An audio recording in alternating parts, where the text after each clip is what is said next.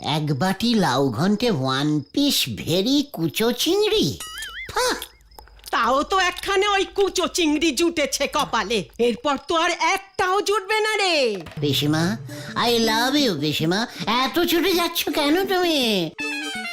একটু ভালো করে মাছ মাংস না খেলে শরীরে জোর পাবো কেমন করে পিসিমা? আমি না তোমার একমাত্র অনলি ওয়ান ভাইপো। ওটাই তো আমার দুর্ভাগ্য রে। তোর মতো এমন একটা ভাইপো আমার কপালে জুটেছে। টেরটি তো পাচ্ছ না কিভাবে ওই কুচো চিংড়ি আমি জোগাড় করছি। সারাদিন এত খাটাখাটনি করে আড্ডা দিচ্ছে, তাও তুমি এমন বলছো?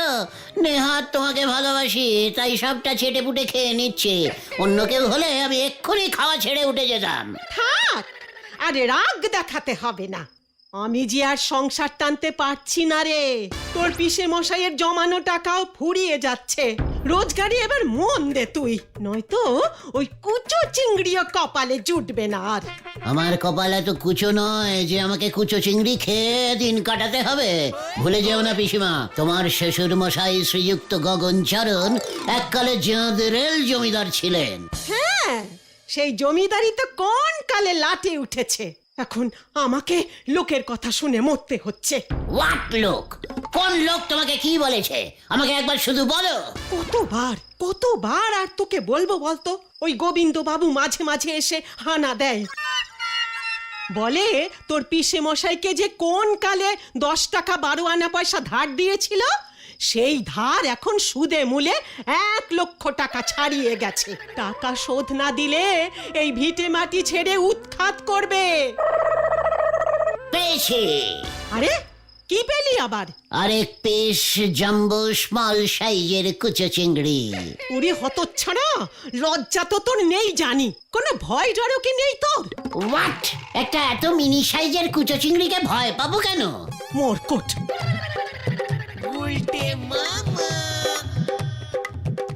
আরে এই আরেকটা মনে হচ্ছে পেয়েছি, দেখি। হ্যাঁ,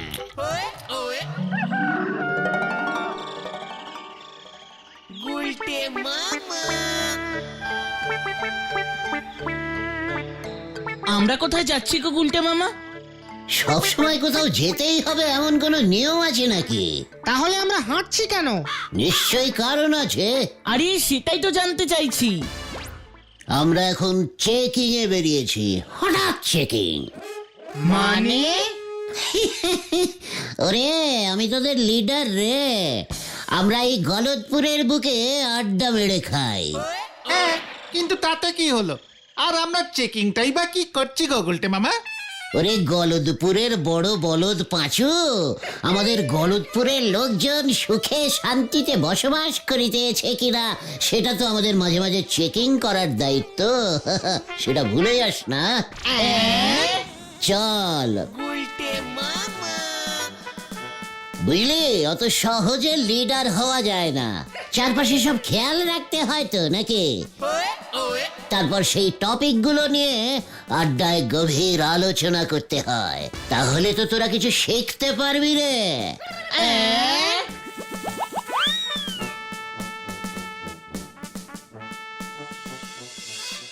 বুঝলি রে ক্যালটাবুলাসের দল, আর মাত্র কয়েকটা বছর, তারপরে দেখবি। কি দেখবো? এই কি হবে আর কয়েকটা বছর পর? আর মাত্র কয়েকটা বছর। আরে বলবে তো কি হবে আর কয়েকটা বছর পর? ভূমিকম্প? চিকার, মুখ খুললেই যত সব নেভিজিট কথা বলে। আরে নেগেটিভ না, নেগেটিভ কথা বলিস না কতন। তুমি বলো তো গুলটে মামা, আর মাত্র কয়েকটা বছর পর তুমি কি আশা করছো? কুটিপতি। আমি কুটিপতি হয়ে যাব রে। এই তুমি কোটিপতি হয়ে যাবে?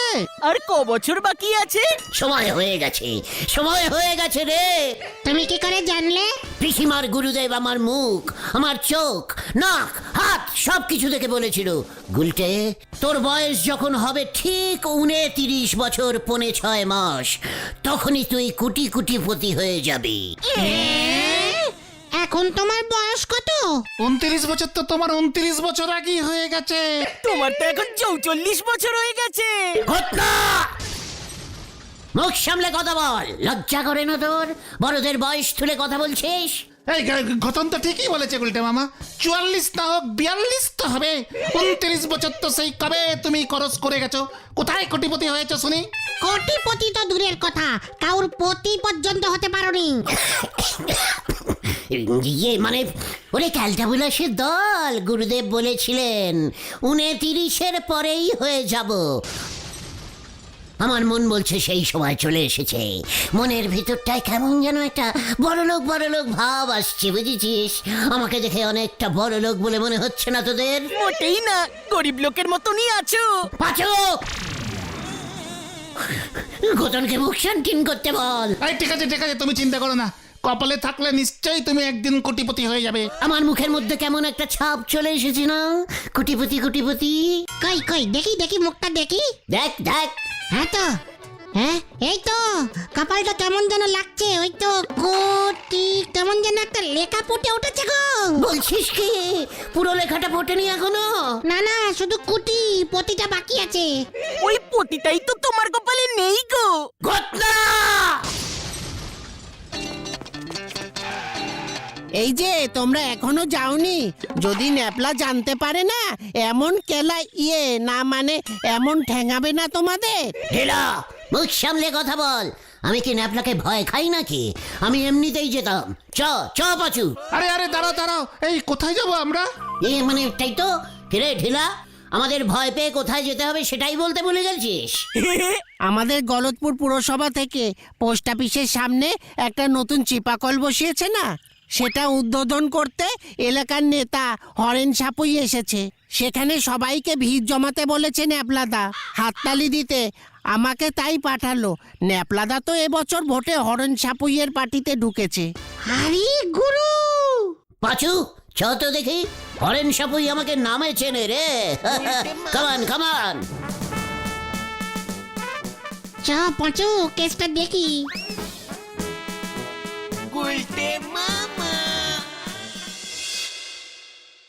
গলতপুর অঞ্চলের সমস্ত জল পিপাসু জনসাধারণের উদ্দেশ্যে এই টিউব কল আমি উৎসর্গ করিলাম।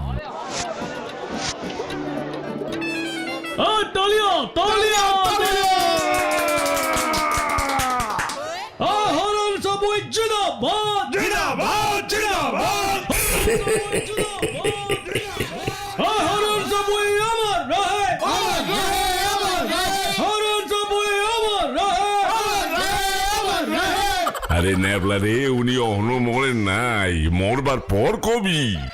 বলছি হরেন বাবু আমার কথা কিছু বলুন। বন্ধুগণ, এই সেই হলধর বাবু, গলতপুর পুরসভার হেড। উনি কিছুতেই এই গলতপুরে টিউবওয়েল বসাইতে চান না। আমি এই হরেন সাপুই ওনাকে জোর করিয়া টাকা বার করিয়া এই কল বসাইলাম। এসব কি বলছেন আপনি?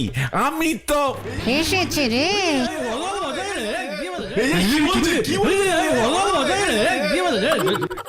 বন্ধুগণ, আমাকে ভোট দিন বন্ধুগণ, আমি আপনাদের কল দিব।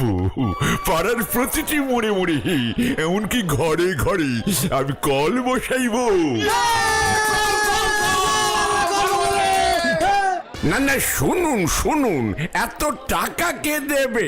সাইপাজান, ভোট সামনে কইতে দেন, একখান কল বইব না। হরেন বাবু জিন্দাবাদ। জিন্দাবাদ জিন্দাবাদ। আমরা চাই ভোটে জিতে হরেন বাবু আমাদের কলমন্ত্রী হবেন। হাততালি। ন্যাপলা, ওকে পার্টি অফিসে নিয়ে আয়, ওর হবে। সাবধান হরেন বাবু, ও যে কি জিনিস। ভোটে এমন জিনিসের দরকার আছে। আমার জায়গায় খাওয়ার চেষ্টা, দাঁড়া দেখাচ্ছি মজা।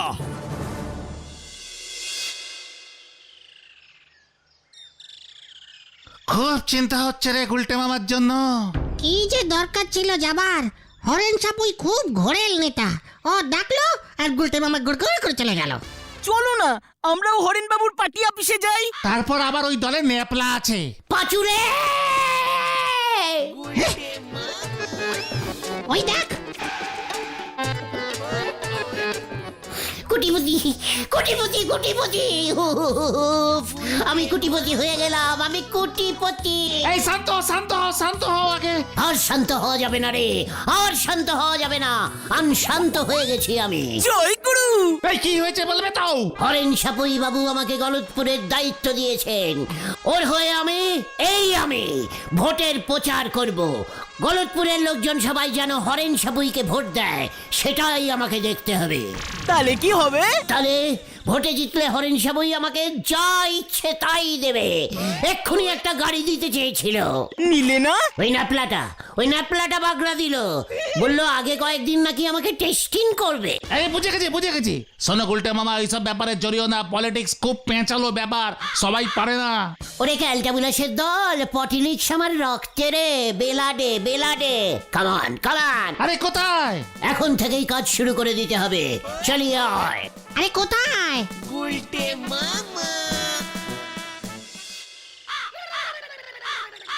হরেন সাপুই বলে দিয়েছে আমার হাত দিয়েই সব খরচা হবে। এবার দেখ আমি কি করি। পাঁচুরে, গাড়ি এবার গাড্ডায় পড়লো বলে। একে আর ঠেকানো যাবে না মনে হয়। আমাদের সব কটা ঠেক প্রথমে ঢালাই করব, দরকার হলে এসি বসিয়ে দেব। মার্বেল পাথর সেট করে দিও গুলটা মামা। চকর, আমাকে বুঝতে দে।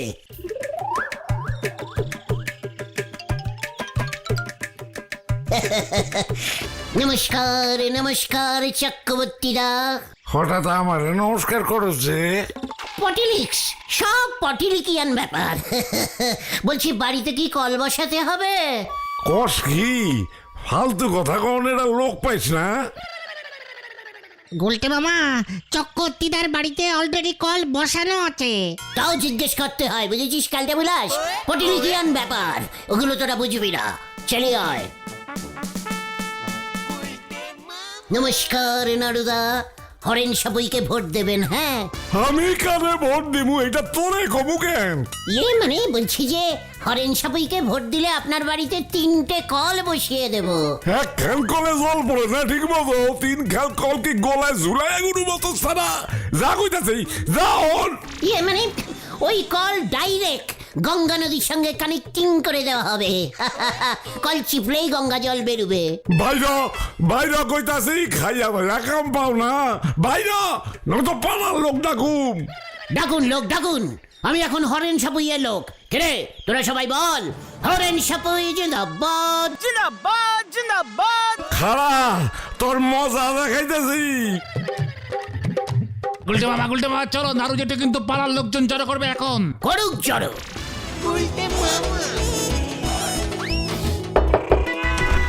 ভাইরা, নয়তো পালার লোক ডাকুম। তোর মজা দেখাইতেছি। হরেন সাপুইকে ভোট দিন।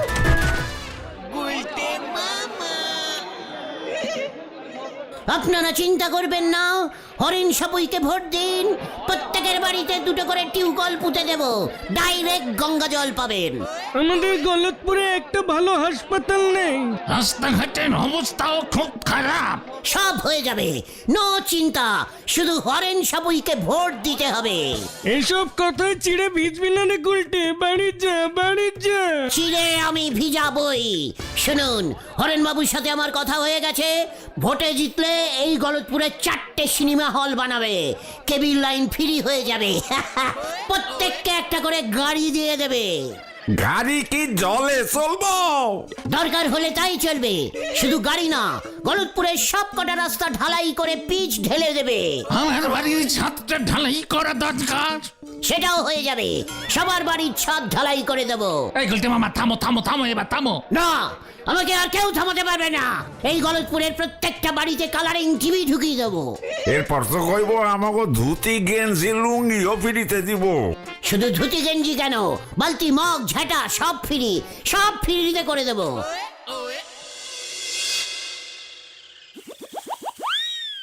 হরেন্দা, আপনাকে কিন্তু ওই গুলটাটা জ্বলাবে। হ্যাঁ, কেন রে কি করেছে ও? আরে আপনি নাকি ভোটে জিতলে প্রত্যেকটা বাড়িতে কল বসিয়ে দেবেন, কেবিল লাইন ফ্রি করে সবার ছাদ ঢালাই করে দেবেন, রাস্তাঘাট ঢালাই হয়ে যাবে, প্রত্যেকের বাড়িতে নাকি আপনি জলের কল বসিয়ে দেবেন, সেই কল দিয়ে নাকি গঙ্গা জল বেরোবে। ছেলেটাকে যতটা ভেবেছিলাম এখন তো দেখছি তার থেকেও অনেক বেশি। প্রতিশ্রুতিতে আমাকেও ছাড়িয়ে গেছে। ন্যাপলারে ওসবে কান দিস না, ভোটের বাজারে এমন বলতে হয়। শোন, ওই গুলটিকে ফান্ড থেকে 10,000 পাঠিয়ে দেই, ছেলেটা উৎসাহ পাবে। যাই দেখি নদে পাড়াটা একবার ঢু মেরে আসি। চপ বাবা, গুলটা তো আমার জায়গা খেয়ে নিচ্ছে। না না না, এক্ষুনি ওকে সরাতে হবে। গুলটে মামা, আগে তুমি নরাদার দোকানে শুধু একবেলাই চা খেতে, এখন কিন্তু সকাল বিকাল 2 বেলা হয়ে যাচ্ছে। তাও আবার ধারে। নরার চায়ের কেমন একটা নেশা ধরে গেছে, বুঝেছিস? তাই নরার চায় গলা না ভিজিয়ে আড্ডাটা তেমন জমে না। সবই তো বুঝলাম, কিন্তু মাঝে মাঝে নরাদাকেও তো টাকা পয়সা দিতে হবে বলো। ওরে গলদপুরের দরদি বলদগণ, নরাকে আমি ওয়ান টাইম চেকে সব পেমেন্ট করে দেবো। আগে ব্যাংক অ্যাকাউন্টটা তো খুলতে দে। কবে তুমি ব্যাংক অ্যাকাউন্ট খুলবে, তারপর তুমি নরাদার চায়ের ধার মেটাবে? নরা তো আর গলদপুর থেকে পালিয়ে যাচ্ছে না রে। শোনেন গুলটি বাবু, ভোটের পর যখন দেখবেন সবকিছু নবডঙ্কা, তখন কিন্তু মারো মাটিতে পৌঁছবে নে। চুপ কর নরা, তুই ভোটের কি বুঝিস? ভোটে একবার জিতলে তখন আর আমাকে পায় কে? আমাকে কেউ ধরতে পারবে নাকি? কেন? তখন তুমি কোথায় যাবে গুলটে মামা? ওরে ক্যালটা বুলাস, তখন তো ওই টোটাল গলদপুরটা আমার আন্ডারিং এ চলে যাবে। মা, মা গো মা, আমাদের তুলি দাও মা। তোকে এবার মা তুলেই নেবে নরা। কালি পরে ভোটে জিতলি আমার ধারগুলি শোধ করে দেবেন, এই আমি বলি রাখছি। হে, একটা কাজ মনে পড়ে গেল। চল পাচু ওঠ, হঠাৎ একটা কাজ মনে পড়ে গেল। হরেনবাবু আজকে হলধরদার সঙ্গে একটা মিটিং করতে বলেছিল। কোন কোন রাস্তা ঢালাই হবে তার একটা লিস্টি বানাতে হবে। চলে আয়, কামান কামান। এই যা, আসে কেন নরাদা? গেঞ্জি জটি না গায়ে, গ্রাম বুট পরিছে পায়, হরি বুল। কোটিপতি হওয়া আর কেউ আটকাতে পারবে না, আর কেউ আটকাতে পারবে না। এই গুলটে মামা, তুমি কিন্তু এই কোটিপতি হতে গিয়ে আরো বড় বিপদ ডেকে আনছো বলে দিলাম। শোন, বিপদের ভয়ে এই গুলটে গুহ খায় না, বুঝেছিস? গুলটে মামা খবর আছে। হোয়াট খবর? ন্যাপলাদা ডেকে পাঠিয়েছে তোমাকে। তোরা যা পাচু। বাহ, ডাকলো তোমাকে আর যাবো আমরা? ভয় খেয়ে গেছে। হোয়াট ভয়?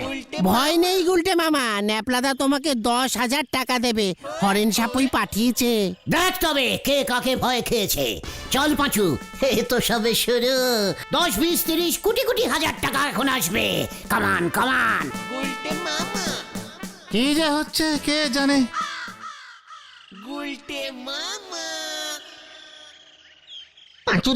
পাঁচুরে গুলটে মামাকে আটকা। আর আটকানো যাবে না রে। সত্যি সত্যি 10,000 টাকা দেবে? কি জানি। বুঝলি ঢিলা, ভোটের পর তোদের বাড়িতে 5টা কল বসিয়ে দেব। স্কুলের পরীক্ষাটা বন্ধ করিয়ে দিও তো। ঠিক আছে, হয়ে যাবে, কোনো চিন্তা করিস না ঢিলা।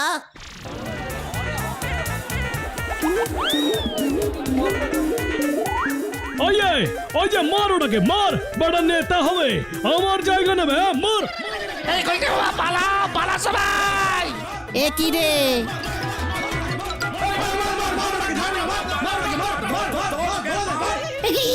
আমি পালাতে পারছি না কেন? ওরে বাবা, ও বাবা! ধর এটাকে।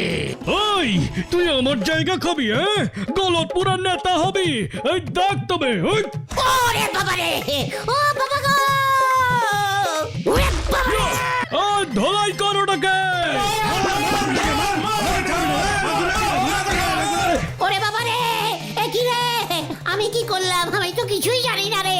ওরে বাবা!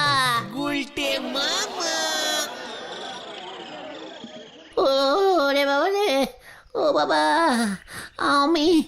আমার বোনগুলি সব চুন হয়ে গেছে মনে হয়। খুব ভালো হয়েছে, বারবার তোমাকে আমি বারণ করেছিলাম এসবের মধ্যে ঢুকো না। আমি আর কুটিপুটি হব না রে। তাহলে তুমি কি হবে গুলটে মামা? ভগ্নিপতি।